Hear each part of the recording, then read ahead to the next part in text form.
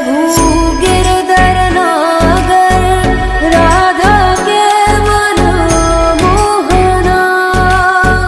राधा दिन श्रृंगार करे और मीरा बन गई जोगनिया। दिल करदा मैं तेनू वेखी जावां, दिल करदा